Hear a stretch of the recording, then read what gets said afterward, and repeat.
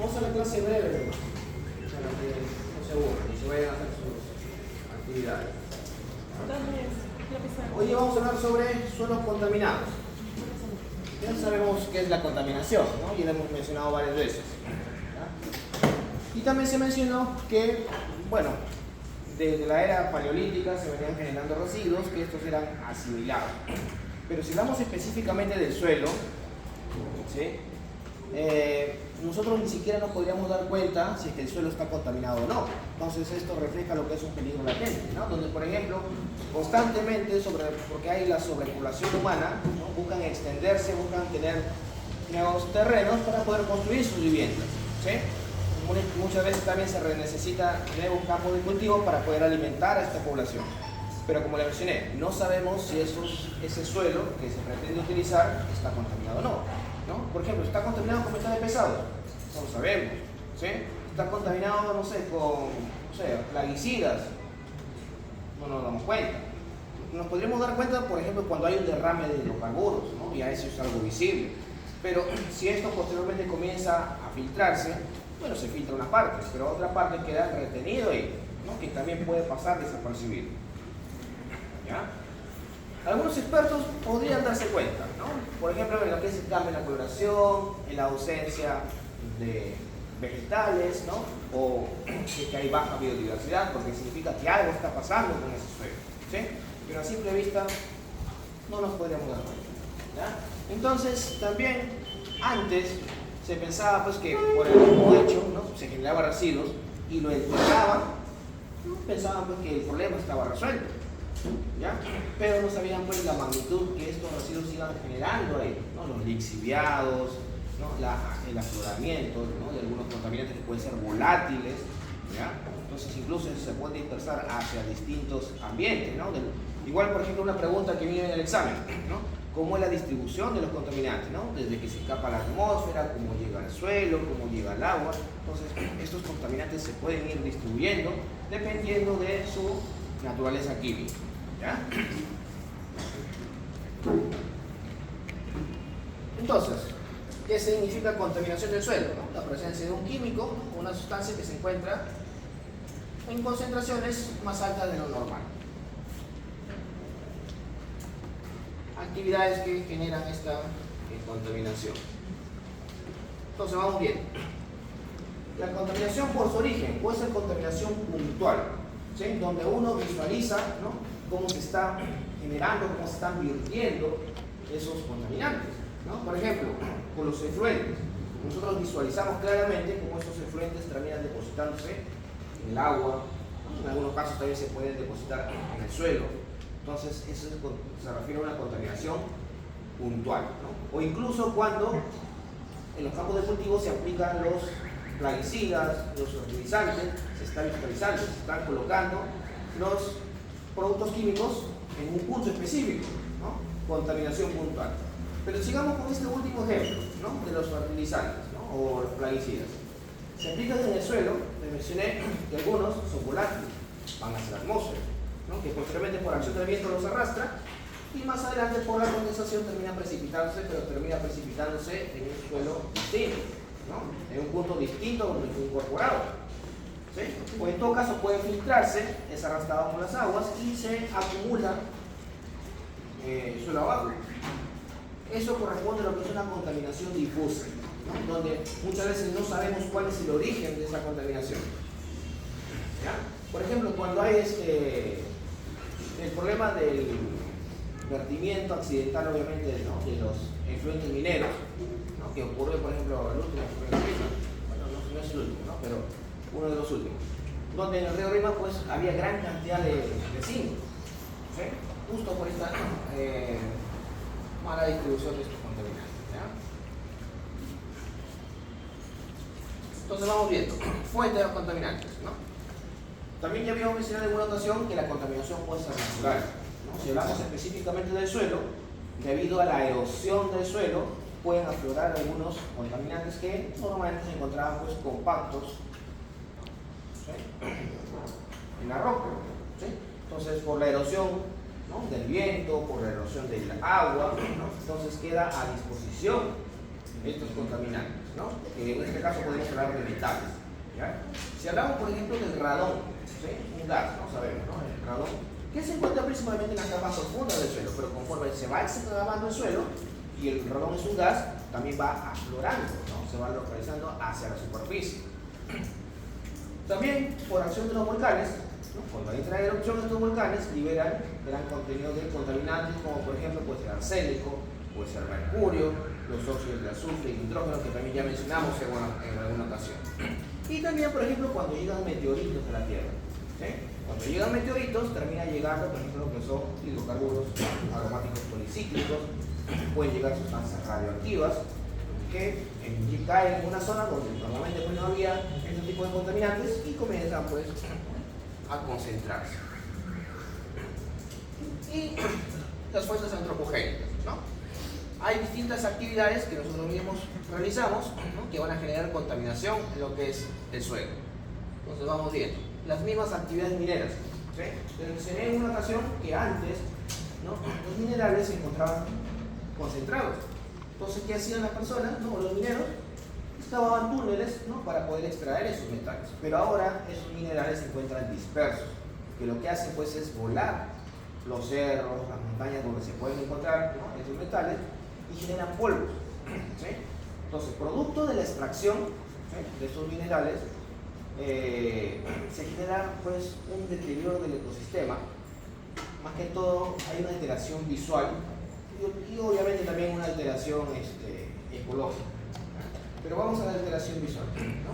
Porque al volar, ¿no? Al hacer, por ejemplo, estallar, ¿no? Las montañas, los cerros, me genera un material que tiene que ser colocado en otro sitio, ¿no? Pero para ello hay que triturar primero. Por ejemplo, si es una roca, ¿sí? Si es una roca, pues hay que pulverizar para poder extraer los minerales. Entonces el residuo que me queda ahí son polvos. Y tengamos en cuenta que no todos los minerales son aprovechados. Los que son tóxicos quedan ahí en el polvo. Y hay otros que ni siquiera tienen la tecnología para poder extraerlos, también quedan contenidos ahí. Entonces todo ese polvo, todo ese material es depositado, ¿no? En estériles, en lo cual se denominan los estériles mineros, que por acción del viento puede ir arrastrándolo porque es polvo, ¿sí? Y termina pues depositándose pues, en otro punto del suelo, ¿sí? Llevando consigo esos contaminantes, ¿ya? Igual, ustedes habrán visto, por ejemplo, cuando van a extraer petróleo, ¿sí? Utilizan columnas donde pues extraen ese petróleo y muchas veces termina derramándose, ¿no? En las zonas alrededor. Entonces también es una forma de contaminar este suelo, ¿sí? Cuando vivimos aquí en las zonas urbanas, ¿sí? Los mismos autos, ¿no? ¿De qué está hecho las llantas? Del caucho. El caucho tiene otros compuestos también, aparte de ello, ¿ya? Tiene, por ejemplo,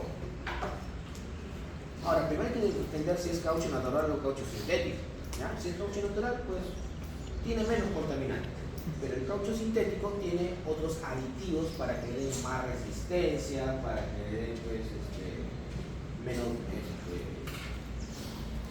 desgaste, para lo cual se agrega metales pesados, ¿no? Se le agrega plastificante.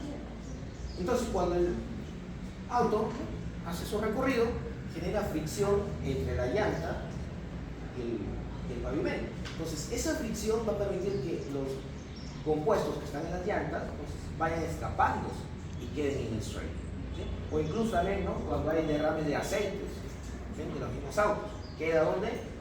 Queda en el pavimento. Y el problema viene cuando llueve. Cuando llueve, entonces como que hace un lavado, ¿sí?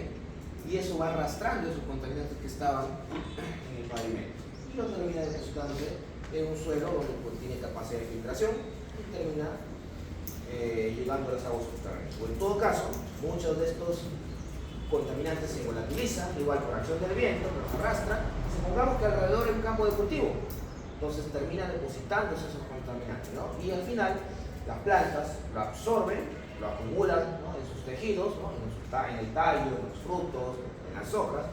Y si por ahí, por ejemplo, hay ganado que come esas plantas, termina depositándose en esos animales, ¿no? Termina acumulándose. Y al final nosotros nos alimentamos también de esos animales, ¿no? y terminamos acumulando también estos contaminantes, ¿ya? Ahora, cuando vamos a construir nuestra vivienda, ¿sí?, queremos que se vea bonito, ¿sí? Entonces, muchas veces utilizamos pintura a base de plomo. Y esto creo que les expliqué una vez, ¿no? Pintura a base de plomo. Pero a veces, ¿no?, nos compran nuestra casa, ¿por qué? Porque quieren construir departamentos o quieren hacer una remodelación. Cuando van a tumbar la casa, ¿ya? Entonces, ¿qué pasa con esa pintura que está a base de plomo? Se comienza a fragmentar y pasa hacia la atmósfera, ¿sí?, también generando este tipo de contaminación. O con los materiales que nosotros adquirimos continuamente, ¿sí? Por ejemplo, muchos, a menos, no todos, ¿no?, cuando utilizan su desodorante, muy pocos utilizan desodorante a bolillo o de la crema, muchos utilizan desodorante en spray. ¿Qué hacen ustedes después con ese recipiente? Obviamente que va a la basura. Pero cuando llega a la basura, ¿no?, se comienza a oxidar ese envase, ¿sí? Se comienza a oxidar, y tengamos en cuenta que cuando desechamos esos envases quedan restos, ¿no?, quedan restos del producto como tal. Entonces, cuando se oxida, entonces se recupera y esos salen hacia la atmósfera, ¿ya?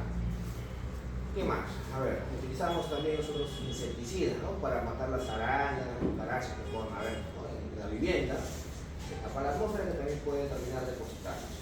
¿Qué más utilizamos nosotros? Las mujeres, también lo mencioné en una ocasión, que utilizan bastante cosméticos, ¿sí? Bastante cosméticos. También, en la parte que no se utiliza, se bota porque ya se venció, o en todo caso, cuando, ¿no?, se aplican el maquillaje, se van a lavar, ¿dónde va? A las aguas residuales, ¿no?, termina depositando.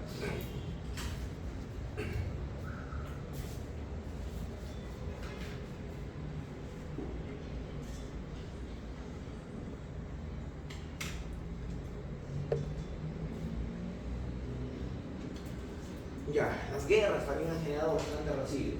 Siempre ha habido guerra, ¿no? Desde que apareció el hombre, siempre ha habido guerra por posesión de los recursos, por posesión del terreno. Pero al inicio, ¿no?, estas guerras que utilizaban flechas, ¿no?, o al menos eran de piedra. Posteriormente se utilizaban lo que es hierro, ¿sí? Y actualmente se utiliza lo que es la guerra nuclear, ¿sí? Pero, por ejemplo, en el año 1920, la Primera y Segunda Guerra Mundial, ¿sí?, utilizaban los misiles, balas, pues, de hierro, utilizaban lo que es pólvora, pues, que las minas también, ¿no?, que quedaban muchas veces enterradas en el suelo, y ahí seguían contaminando. Pero eran metales, ¿sí?, eran metales. Pero con la guerra nuclear, pues, ya se intensificó el daño en el suelo, ¿ya? La guerra nuclear, pues, va a generar, pues, compuestos que puedan ser radioactivos. Incluso en accidentes, ¿no?, accidentes en fábricas nucleares.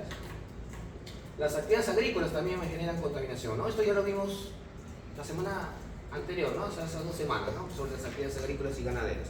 Las actividades agrícolas que vamos a utilizar: fertilizantes, plaguicidas, lo que van a generar los envases, las máquinas que se van a utilizar, que van a generar derrame de hidrocarburos. Y en el caso de las actividades ganaderas, ¿no?, los mismos excrementos, el mismo excremento, ¿no?, que va a contener microorganismos patógenos, ¿sí?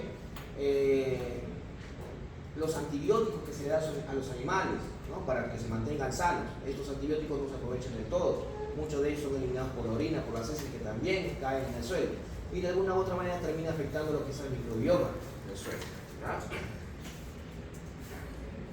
Entonces, vamos viendo. Principales contaminantes del suelo. Tenemos los metales pesados, ¿sí? Primero, ¿qué se entiende por metales pesados? ¿Sí? Los metales pesados vendrían a ser aquellos elementos que tienen una densidad elevada, una densidad de aproximadamente más de 4.5 gramos por centímetro cúbico, ¿ya? Y ahí también en algunos casos se incluyen los metaloides, ¿no? Por ejemplo, ahí tenemos los metaloides y el arsénico, ¿ya? Y dentro de los metales pesados obviamente está el plomo, está el mercurio, está el cadmio, no sé si por ahí puede estar, ¿ya? Entonces, estos metales pesados, como indica ahí, van a causar una toxicidad. Porque ¿cómo van a actuar estos metales pesados? Van a interferir con primero la transferencia de electrones, ¿ya? Va a interferir con las enzimas. Ustedes ya en su curso de bioquímica saben, pues, que hay los cofactores, ¿no?, las metalenzimas, ¿no?, que hay algunas enzimas que requieren de algunos metales. pero estos metales pesados interfieren con este proceso, por lo cual la enzima queda inactiva, queda inservible, pues y el proceso, la vía metabólica se bloquea. Nitrógeno y fósforo también son importantes, ¿no? Todo ser vivo requiere de estos elementos, ¿no? El nitrógeno nos va a servir pues, para formar, por ejemplo, los ácidos nucleicos, porque forman parte de las bases nitrogenadas, ¿sí? Se encuentran también en algunos fosfolípidos. ¿Ya? El fósforo se encuentra también en los ácidos nucleicos formando el enlace fosfodiéster, se encuentra en los fosfolípidos de igual manera, entonces lo van a requerir todos los seres vivos, ¿sí? Entonces, como lo requieren para su crecimiento, esto va a favorecer el crecimiento de otros tipos de organismos que muchas veces es iniciado, como ya lo mencionamos en una ocasión, ¿no? Con lo que es el afloramiento orgánico, ¿no? Entonces, cuando se utilizan estos fertilizantes, ¿no? Lo aprovechan estas microalgas para aumentar su número posteriormente, ¿no? Cuando termina depositándose en el agua. Los plaguicidas, ¿sí? Los plaguicidas, desde que se apareció la industria sintética, ¿sí? Siempre se han utilizado estos plaguicidas para, pues, supuestamente obtener una mayor productividad, ¿no? de los cultivos. El problema es que las personas pensaban que a mayor aplicación de plaguicidas o incluso mayor aplicación de lo que son estos fertilizantes generaba una mayor productividad, y esto no era así, ¿no? Sino al contrario, generaba mayor contaminación. Pero estamos en plaguicidas, ¿no? Los plaguicidas se van a utilizar para controlar, para eliminar, ¿no? Las plagas. Y dependiendo de la plaga, pues este plaguicida va a tener un nombre. Si se quiere eliminar, por ejemplo, los roedores, ¿no? El plaguicida sería un rodenticida. Si se quiere eliminar, por ejemplo, moluscos, ¿no? Será un molusticida. Nematicidas, fungicidas, bactericidas, ¿no? Distintos tipos de plaguicidas que podemos encontrar. Entonces, estos pueden ser de naturaleza orgánica o de naturaleza inorgánica, ¿no? Y ahí están, pero no, los organoclorados, los piretroides, los carbamatos, ¿sí? Entonces, hasta aquí, ¿no? Hasta los neonicotinoides, son compuestos orgánicos, ¿sí? Son compuestos orgánicos, ¿no? Pero los organoestaños, los organomoleculares, pues eso ya son de naturaleza inorgánica. Y sabemos que tanto el estaño como el mercurio es de naturaleza tóxica, ¿ya? Los hidrocarburos aromáticos policíclicos, ¿no? Esto sabemos que derivan, ¿no? Derivan de los hidrocarburos. Estos hidrocarburos aromáticos policíclicos se caracterizan porque tienen como base lo que es el benceno, ¿no? El anillo bencénico, ¿sí? Ahí tenemos el antaceno, el fenantreno, ¿no? El piretreno, ¿no? Tenemos distintos tipos. El problema, lo que me indica ahí, es su baja solubilidad en agua. ¿Y por qué es un problema? Porque al utilizar microorganismos, pues no van a poder acceder fácilmente a ellos, ¿ya? Entonces, algunos microorganismos se han ido adaptando, han ido sintetizando algunos compuestos que van a permitir la solubilidad y posteriormente pues la degradabilidad. Pero obviamente no todos los microorganismos pueden hacer eso, ¿sí? Por lo tanto, hay algunos microorganismos que llegan a sintetizar, por ejemplo, lo que son los biosurfactantes, ¿sí? ¿Saben cómo actúan los biosurfactantes? A ver, ¿por qué ilústranos? Los biosurfactantes actúan de manera prácticamente interactúan con lo que vienen siendo los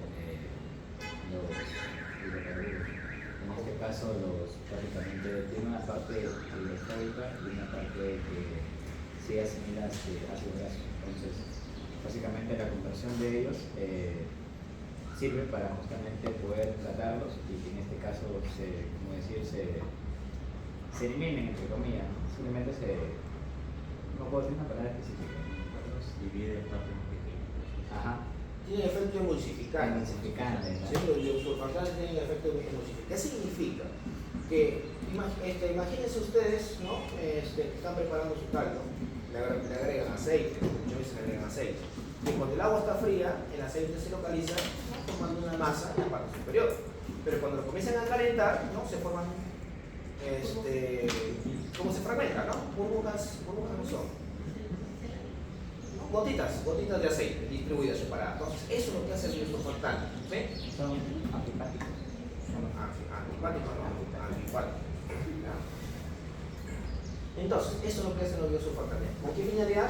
Para que las enzimas que vayan a sintetizar puedan pues, actuar con mayor eficacia, ¿sí? Porque no es lo mismo pues, ¿no? Actuar sobre toda la masa que está junta que actuar sobre pequeñas gotitas, ¿ya? Ahora, el problema es que al ser insolubles en agua, estos pueden acumularse en el tejido adiposo. ¿Ya? Lo mismo que estos contaminantes orgánicos persistentes. ¿Sí? Como su nombre indica, contaminantes orgánicos persistentes. Esto está relacionado con su tasa de biodegradabilidad, ¿no? Por lo tanto, son poco o nada biodegradables. ¿Sí? Y constantemente, como mencionamos, ¿no? Por las distintas actividades industriales, con el avance tecnológico, se van creando nuevos compuestos, obviamente de naturaleza sintética. ¿Sí? ¿Con qué finalidad? Para que pueda durar más el producto. ¿Sí? Pero lo que no saben pues es que al no degradarse pues va a generar una mayor acumulación en el suelo, en el agua o en el aire. ¿Sí? Y son de carácter tóxico, les mencioné, al igual que en el caso de los hidrocarburos aromáticos policíclicos, ¿no? Tienen afinidad por los compuestos lipídicos. ¿Sí? Y muchas veces se encuentran en pocas concentraciones, ¿no? Por ejemplo, que posteriormente los animales terminan asimilando, nosotros consumimos esos animales y terminan localizándose en nuestro tejido adiposo. ¿Ya? Que poco a poco, pues, ¿no? Conforme, por ejemplo, ¿cómo se explica? Al acumularse en el tejido adiposo, ahí queda. ¿Sí? Ahí queda. Pero, por ejemplo, se nos da, ¿no? Nos da la gana de ir al gimnasio, bajar de peso. Al quemar calorías se comienzan a consumir los lípidos. Pero como estaba ahí ese contaminante, entonces ese contaminante ya comienza a distribuirse ya por todo nuestro cuerpo, ¿no? Generando esta toxicidad. ¿Cómo? Interviniendo con las vías metabólicas. Los radionúclidos, ¿no? Los compuestos radioactivos. Los compuestos radioactivos, ¿qué van a generar? ¿Alguien tiene alguna idea de lo que son los compuestos radioactivos? Los compuestos radioactivos liberan gran cantidad de energía. ¿Sí? Gran cantidad de energía. Energía a través de su núcleo o a través de sus electrones. Entonces, esa energía que sale termina impactando en nosotros. ¿Sí? Y lo que va a causar es, por ejemplo, mutaciones. Mutaciones. Iba a decir mutaciones a nivel del ADN, pero no, mutaciones nada. Va a causar alteraciones a nivel de la membrana celular, ¿no? Genera un desequilibrio, ¿no? Ahora, si genera alteraciones a nivel del ADN, entonces obviamente que puede desarrollar casos de cáncer. ¿No? Ejemplos de radionúclidos.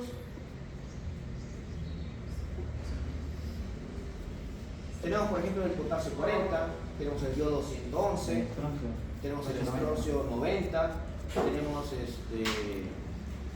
el uranio 238, tenemos el torio 232, ¿ya? Son ejemplos de radionúclidos. Y los contaminantes emergentes. ¿Qué entienden ustedes por contaminantes emergentes?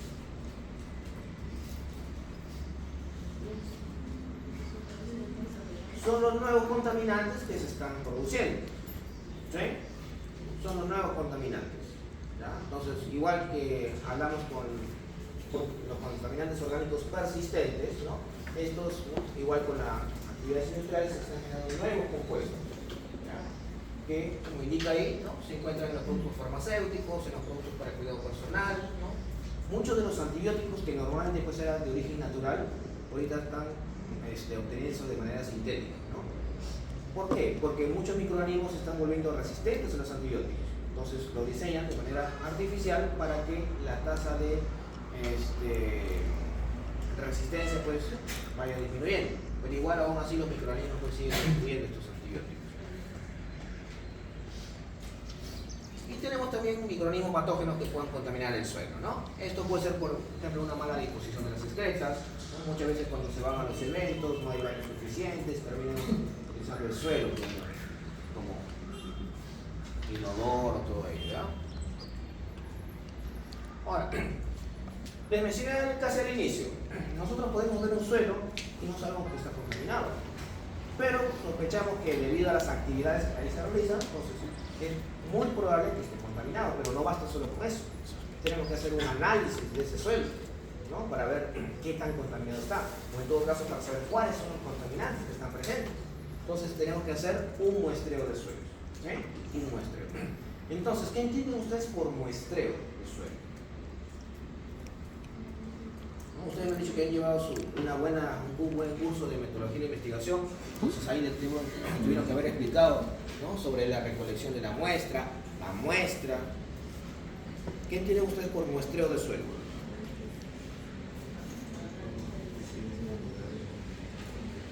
muestreo del suelo. El muestreo como tal es la actividad de poder recolectar la muestra. Es una actividad para recolectar la muestra.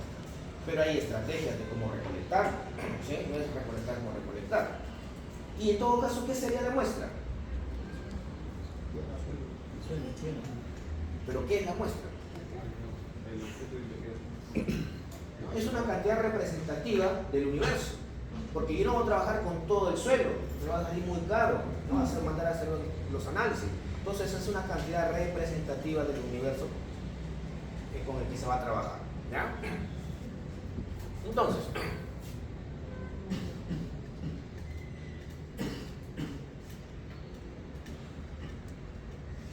¿cuál es el objetivo del muestreo? Primero, determinar la presencia de contaminantes, ¿no? Saber si hay o no hay. Lo segundo, supongamos que ya hay, determinar la concentración, ¿sí? La concentración y el tipo de contaminante que puede estar presente. Otro, ya sabemos que hay, entonces tenemos que ver pues, el impacto que va a generar en el ecosistema, ¿sí? En el ecosistema cercano. Y también, por ejemplo, ya, yo sé que hay contaminantes, obviamente que tengo que establecer estrategias de remediación, ¿sí? Aplico la estrategia de remediación. Entonces, este muestreo me va a servir para ver qué tan efectivo ha sido pues, ¿no? esta estrategia de remediación. Si no, tendría que optar por otra y nuevamente repetir el muestreo. ¿Ya?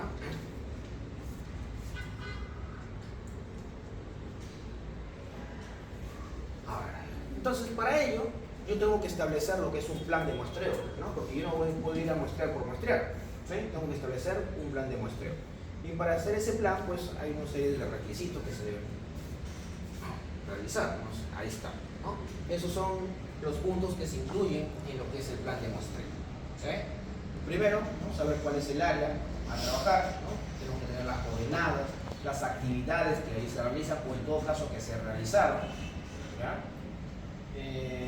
Tengo que indicar pues el tipo de muestreo que voy a realizar, ¿sí?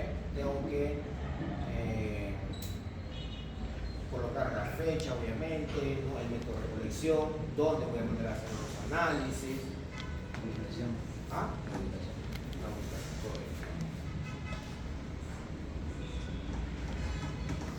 Entonces vamos viendo. El muestreo debe tener ciertas características, o la finalidad del muestreo tiene que tener ciertas características, ¿no? Para evaluar lo que es la exactitud y evaluar la precisión. ¿Ya? ¿A qué se refiere con exactitud? Hay una determinada cantidad de contaminantes en el suelo, ¿sí? Supongamos que el valor real, ¿sí? Sea, por ejemplo, de 100 partes por millón. Y si yo mando a hacer mi análisis y me detecta 30 partes por millón, entonces no es un dato exacto, ¿sí? Como indica ahí, ¿no? Es, ¿no? La aproximación del valor del análisis del suelo, ¿no? Con el respecto al contenido real. Entonces tiene que ser lo más cercano posible y la máxima variación que tiene que ser es de aproximadamente un 5%. Entonces si hay 100, por lo menos me tiene que detectar o bien 95 o bien 105, ¿sí? Partes por millón. Tiene que ser lo más exacto posible, ¿sí? Y el análisis que yo voy a realizar tiene que ser lo más preciso posible, porque ustedes, por ejemplo, cuando hacen su trabajo, siempre trabajan por certificado. Y si, por ejemplo, en un ensayo le sale, por ejemplo, 5 partes por millón, en otro ensayo le sale 20, y en otro ensayo le sale 0, entonces no son precisos con sus resultados, ¿no? Entonces, el análisis que voy a elegir me tiene que dar, ¿no? Unos datos con buena precisión, ¿ya? Entonces, ahora sí, vamos al diseño, ¿sí? El diseño.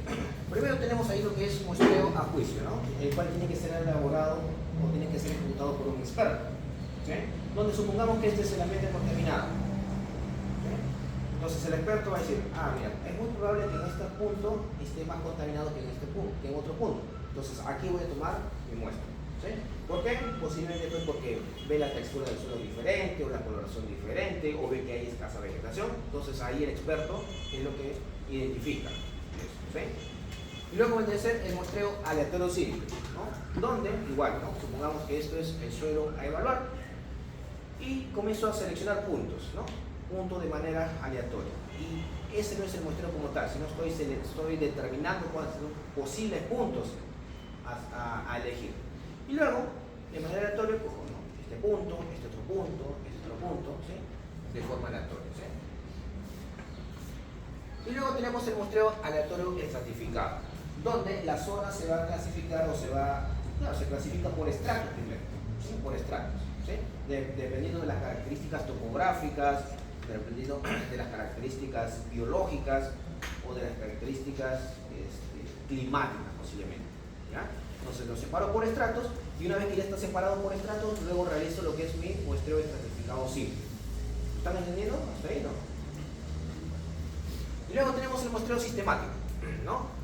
Donde yo aplico ahí una distribución homogénea, ¿sí? Que puede ser por rejillas o puede ser, ¿no?, de forma circular, en el cual, pues, como vemos, ¿no?, en esta estructura pues tiene puntos que están separados, ¿no?, de forma homogénea, ¿no? Y supongamos, yo tengo un plano, ¿sí?, y coloco, ¿no?, esta figura geométrica, ahí voy a indicar, ya entonces trabajo en este punto, en este punto, en este punto, dependiendo de la equidistancia que pueda haber, ¿no?, entre cada uno de estos puntos, ¿no? Entonces esto corresponde a lo que es el muestreo sistemático. ¿Sí? ¿Quedó claro esta parte? Entonces, ahora sí, vamos, tipos de muestreo, ¿sí? Muestreo de identificación. El muestreo de identificación se va a realizar solamente para comprobar si hay contaminantes, ¿sí? Si el suelo está contaminado. ¿Ya? Supongamos, está contaminado, paso recién ahí a lo que es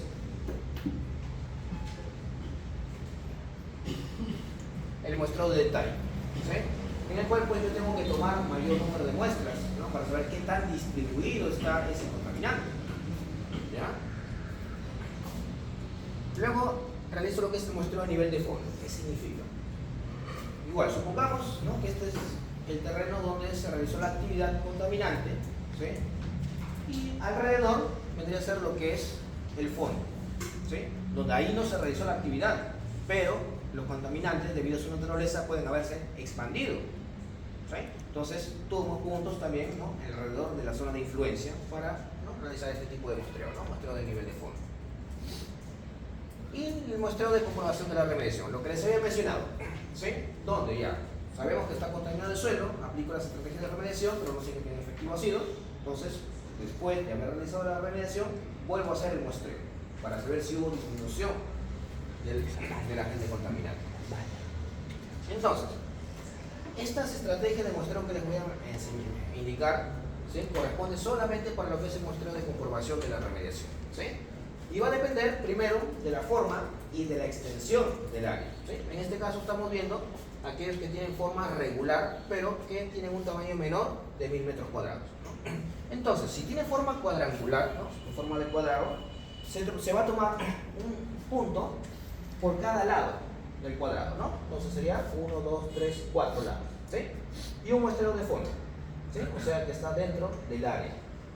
Ahora, si tiene forma rectangular, vamos a tomar 2 muestras, ¿sí?, por cada lado largo, ¿sí?, 2 muestras, y una muestra por cada lado corto, y 2 muestras de fondo. ¿Ya? En este caso que dicen para terreno que tiene forma irregular, que tiene un tamaño que puede ser de menos de 1000 metros cuadrados o puede que tenga entre 1000 a 5000 metros cuadrados, ¿sí? Ahora, supongamos que tiene un área de menos de 1000 metros cuadrados, ¿sí?, menos de 1000 metros cuadrados, ¿no? Entonces elegimos un punto, tenemos que empezar por un punto, supongamos que empezamos desde acá y por la periferia comenzamos a contar entre 15 a 20 metros, ¿no? 15 a 20 metros, otro punto de muestreo, 15 a 20 metros, otro punto de muestreo, ¿sí?, y así, completando toda la periferia, ¿no? Entonces la distancia que hay entre punto y punto de muestreo es entre 15 a 20 metros, y luego elegimos 2 puntos de muestreo de fondo, ¿sí? Esto es en el caso de que sea menos de 1000 metros cuadrados. Ahora, supongamos que está entre 1000 y 5000 metros cuadrados, es similar, casi igual, ¿no? Donde igual, ¿no?, por la periferia, la distancia entre punto y punto de muestreo está entre 15 a 20 metros, ¿sí? Y se van a tomar entre 3 a 4 puntos de muestreo de fondo, ¿ya? Ahora, para que tengan forma regular, ¿no?, que van entre 1000 a 9.999 metros cuadrados. Entonces, igual, ¿no?, como tiene forma regular, supongamos que es un rectángulo, empezamos desde un punto de la periferia y comenzamos a contar entre 75 a 100 metros para tomar otro punto, entre 75 a 100 metros otro punto en la periferia, ¿sí?, en la periferia. Y luego se toman 2 muestras en el fondo por cada 1000 metros cuadrados, ¿no? Entonces, supongamos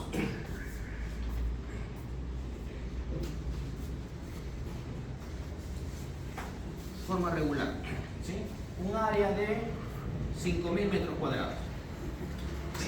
Y que tenga un perímetro, puede que no coincida, pero que tenga un perímetro de 515 metros. ¿Cuántos puntos de muestreo tomaría en este caso?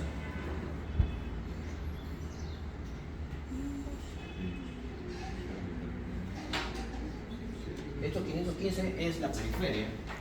7. ¿7? No. 5. Ahora vamos bien. Les dije. Está bien, ¿sí? P7. Está entre punto y punto de muestreo en la periferia es entre 75 a 100. ¿Sí? Entonces supongamos que lo voy a tomar cada 100. ¿Sí? Por lo tanto significa que aquí voy a tomar 5 puntos de muestreo. 5 puntos. Ahora, me dice 2 por cada 1000 metros cuadrados. En el fondo. ¿Sí? Como es de 5.000 metros cuadrados, entonces voy a tomar 10 puntos de muestreo más. Entonces serían en total 15. ¿Sí? ¿Está claro? Ahora, si tiene igual forma regular, pero se encuentra entre 10.000 a 150.000 metros cuadrados, es similar. Se toma entre punto y punto de muestreo en la periferia, ¿no? Cada 75 a 100 metros cuadrados. Pero luego, para los muestreos de fondo, se utiliza esta formulita, ¿no? 18 más 2.34 por el área, ¿sí? En hectáreas. ¿Sí? El área en hectáreas.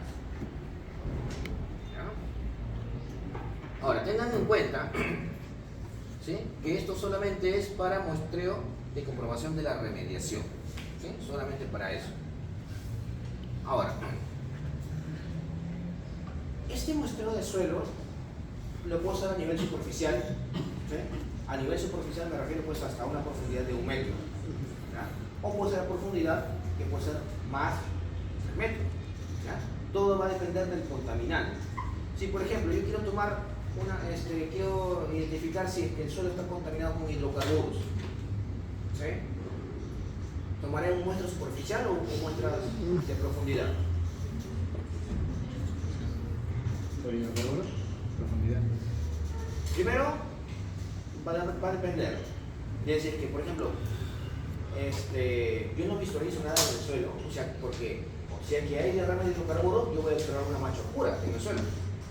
Si no observo nada, entonces obviamente que no voy a tomar la superficie. Recién ahí voy a tener que tomar muestras de profundidad. ¿Ya? Ahora, supongamos que hubo un derrame de, no sé, de benceno. ¿Sí? ¿El benceno es volátil? Es volátil. Ahí hay otra cosita que hay que tener en cuenta. Que obviamente que voy a tomar mi muestra de profundidad, pero el detalle va a ser en cómo voy a recolectar esa muestra. ¿Sí? ¿Cómo voy a recolectar? Ahora, tiene que ver también el recipiente que voy a utilizar. ¿Sí? Trabajaré yo con muestras, con frascos de vidrio, con frascos de plástico. Va a depender primero del contaminante, ¿no? Porque ustedes saben que, por ejemplo, en el caso del plástico no es liso como nosotros lo visualizamos ahí en la botella, sino que tiene pequeñas depresiones donde ahí se acumulan los contaminantes. Y si ahí se acumulan los contaminantes, entonces cuando yo vaya a hacer el análisis, me va a salir una cantidad menor a la real. ¿Ya? Ahora, yo para tomar mi muestra voy a utilizar palancas, ¿sí? Voy a utilizar posiblemente picos. Entonces, esto tiene que ser de acero inoxidable, ¿no? Para evitar la interferencia o alguna reacción que pueda haber con los contaminantes ahí. Y si yo quiero, por ejemplo, hacer un lavado, no voy a lavarlo, por ejemplo, con ácidos o con detergentes, no, porque puedo estar alterando, ¿no? La composición de la muestra. Entonces, lo único que tengo que hacer es lavarlo con agua estéril. ¿Sí? Y para ello, pues tengo que utilizar, pues obviamente, ¿no? mi indumentaria de seguridad, ¿no? Mis botas, mis guantes, una mascarilla, de repente estoy trabajando o puedo detectar ahí contaminantes que puedan ser nocivos para la salud, ¿no? Mi mascarilla. Y tengo que llenar mis datos, pues, ¿no? La zona donde estoy realizando el muestreo, tengo la fecha, la cantidad de muestras que estoy recolectando, quién está recolectando, ¿no? Todos los datos que ahí me piden. ¿Ya? Y aparte de ello, tengo que hacer los análisis físico-químicos, ¿sí? Un análisis físico podría ser primero la textura del suelo, ¿sí? La textura, ¿no? El color del suelo, ¿no? A través de esta tablita Munce. Ya. Ahora, tomo mi muestra. De repente tomo muchas muestras, ¿sí? se toma primero tener en cuenta aproximadamente entre 250 gramos a medio kilo, ¿no?, de muestra por cada punto de muestreo. Supongamos que es mucho, utilizo la técnica del cuarteado. ¿Qué significa? Que de todas las muestras que con el seguido, lo mezclo y lo voy separando en 4. ¿Sí? Si todavía es mucha muestra, nuevamente lo divido en 4 y voy tomando cada cuarto de la muestra hasta obtener la cantidad adecuada, ¿no? Entonces, dependiendo del tipo de suelo, como vamos ahí, voy a realizar una determinada profundidad, ¿no? Para suelo agrícola, ¿no?, entre 0,30 entre 30 y 60. Esto depende de lo que es la textura del suelo, ¿no? Si fuera, por ejemplo, suelo arcilloso, obviamente que solamente bastará de 0 a 30, pero si fuera suelo arenoso, entre 30 y 60. Profe, y si saco una muestra de suelo, ¿usted con qué recomendaría que me guarde mi muestra? Si en este caso, si quiero guardar mi muestra de suelo, ¿con qué recomendaría que lo guardes? En este caso, por ejemplo, solamente quiero las bacterias. No quiero analizar la muestra de suelo para saber qué tiene, no, solamente las bacterias. En bolsa de simple puede ser. Sí, ¿no?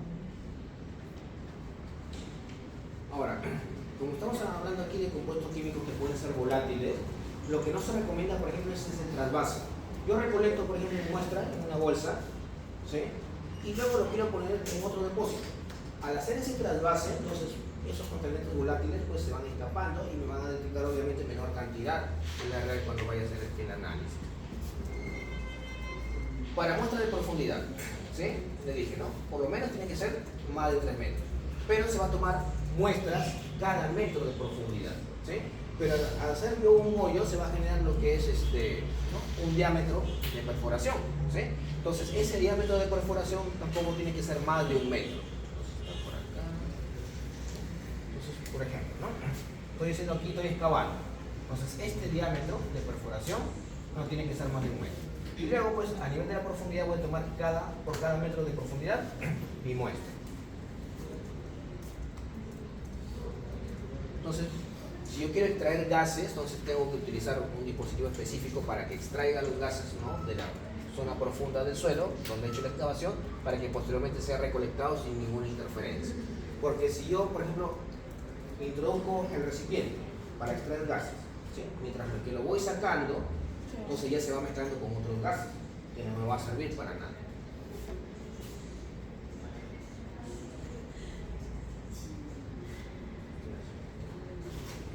Ahora, lo que les había mencionado hace un rato, por ejemplo, sobre dónde tomar los puntos de muestreo, era para el muestreo de comprobación de la remediación, ¿sí?, muestreo de comprobación. Pero en este caso, para el muestreo de identificación, primero tengo que saber cuántos puntos de muestreo voy a tomar, ¿sí?, y para eso yo tengo que tener esta tablita, ¿no?, dependiendo de la extensión del terreno, que se mide en hectáreas. Si mide, por ejemplo, 3 hectáreas, voy a tomar 19 puntos de muestreo, ¿sí? Si tiene 40 hectáreas, voy a tomar 42 puntos de muestreo.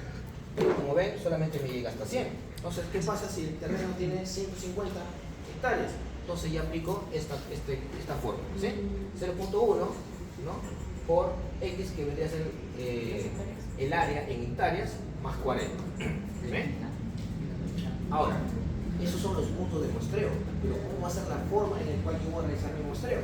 Entonces tengo que regresar a los tipos de muestreo, ¿no? Muestreo aleatorio, muestreo por juicio de expertos, aleatorio estratificado o sistemático, ¿no? Puedo elegir cualquiera de esos tipos. ¿Para qué me servía el muestreo de identificación?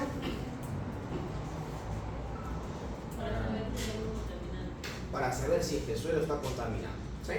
Ahora, yo tomo, por ejemplo, 23 puntos de muestreo, ¿sí? Pero puede ser que solamente me salgan 5 que están contaminados. Entonces, sí o sí está contaminado el suelo, pero solamente me salió positivo para 5. Luego realizo ahí el muestreo de detalle, ¿sí? Y para el muestreo de detalle, tengo que volver a tomar otro mismo muestreo. Y dependiendo de la cantidad de muestras que me salieron positivas, utilizo esta tablita. Como le dije, supongamos que me salieron 3 muestras positivas, entonces tengo que tomar 7 puntos de muestreo adicionales, ¿verdad? Igual, considerando los tipos de muestreo, ¿no?, aleatorio simple, aleatorio estratificado, todo ello. Y para el muestreo de fondo, ¿para qué se realizaba el muestreo de fondo? Claro, para ver si hubo una dispersión del contaminante por fuera de la zona de influencia. Entonces ahí se recomienda tomar por lo menos 3 puntos de muestreo. Por lo menos 3, ¿no? Pongamos uno ahí, otro por acá, otro por ahí, ¿sí? Por lo menos 3. ¿Sí? Y la muestreo de comprobación ya les mencioné eso. Ya, ¿alguna pregunta? Nada es fácil. La otra semana.